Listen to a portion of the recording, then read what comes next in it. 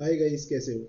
अब आजकल crypto currencies में इन्वेस्ट करने का बहुत ही ज़्यादा क्रेज चल रहा है, which brings us to the question कि क्या आपको बिटकॉइन, इथेरियम और रिपल जैसी क्रिप्टो करेंसीज में इन्वेस्ट करना चाहिए या नहीं।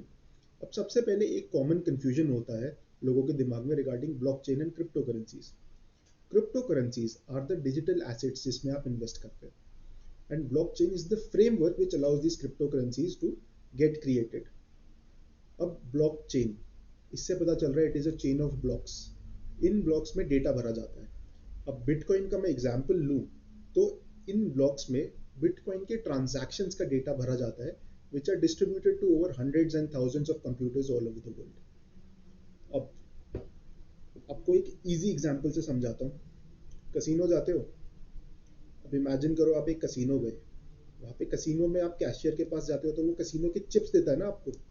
फिर वो आप चिप्स लेते हो, फिर उनसे आप गेम्स खेलते हो, हारते हो, जीतते हो, वट। और एंड में जितने भी चिप्स आपके पास होते हैं, you take them back to the cashier and then you again exchange them for money. अब इमेजिन करो, these casino chips are cryptocurrencies, and the whole casino itself is the framework which allows these cryptocurrencies to get created। तो हमारे case में जो casino के chips हो गए वो गए cryptocurrencies, and the casino itself, the framework becomes the blockchain। Which brings us back to the question कि क्या आपको क्रिप्टो करेंसीज में इन्वेस्ट करना चाहिए या नहीं। अब दो टाइप के लोग होते हैं मार्केट में, एक होते हैं स्पेक्यूलेटर्स और एक होते हैं इन्वेस्टर्स। स्पेक्यूलेटर्स होते हैं तुक्केबाज, जो तुक्का मारते हैं कि ये बिटकॉइन से हमें फ़ायदा होगा या कोई भी क्रिप्टो हम लेंगे उससे हमें फ़ायदा होगा। फॉर एग्जांपल, आपके किसी आप दोस्त ने आपको बोल दिया कि बिटकॉइन ले ले ऊपर जाएगा, या आपके किसी रिलेटिव ने आपको बोल दिया कि बिटकॉइन ले ले या इथेरियम ले ले ऊपर जाएगा। या फिर आपको खुद ही लग रहा है कि यार ये तो बहुत टाइम से ऊपर जा रहा है, अब ये और ऊपर ही जाएगा, और आपने लाइक कुछ सोचा समझा नहीं, कोई रिसर्च नहीं करी और आपने ले लिया उसको। बट आपको एक चीज़ बता दूं, आपका तुक्का एक बार ठीक हो सकता है, आपका तुक्का दो बार ठीक हो सकता है, बट आपका तुक्का हर बार ठीक नहीं हो सकता। और जिस दिन आपका तुक्का गलत हो गया उस दिन वो आपको पूरा डुबा देगा। अब इसका एक एग्जाम्पल मैं आपको दिखाता हूँ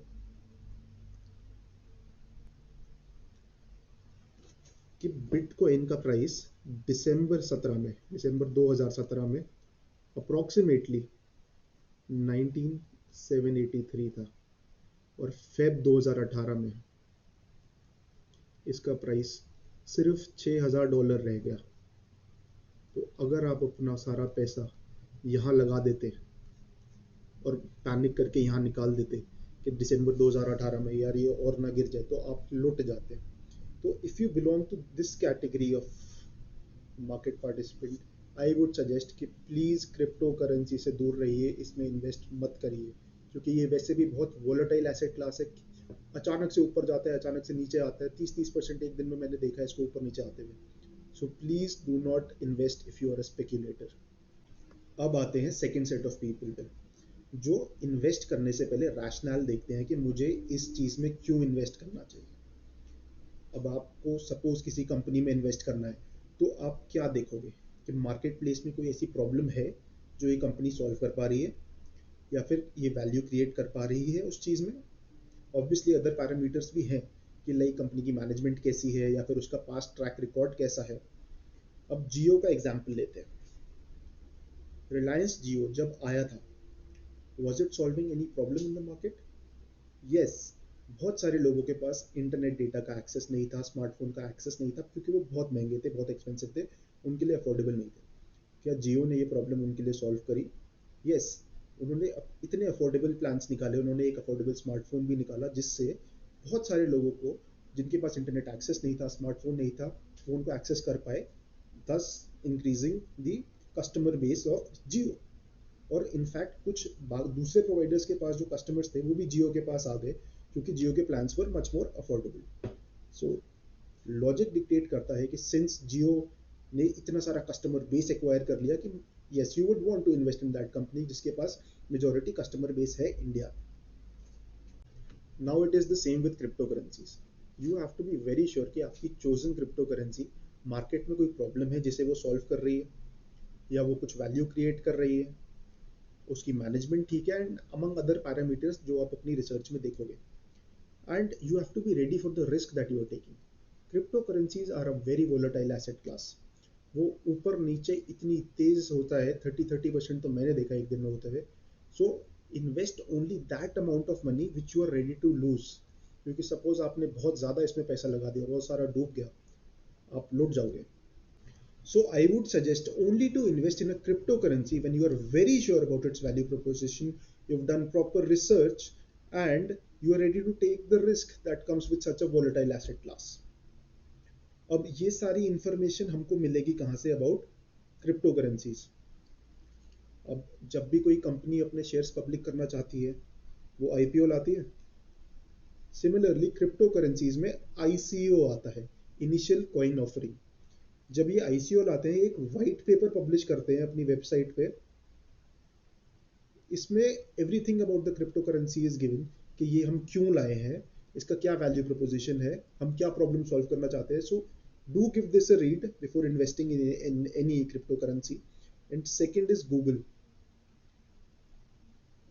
बिफोर इन्वेस्टिंग एक किसी भी क्रिप्टो करेंसी में एक गूगल सर्च जरूर मार लेना कि मार्केट कंसेंसस क्या है उसका, कुछ एडवर्स न्यूज तो नहीं है उसके बारे में.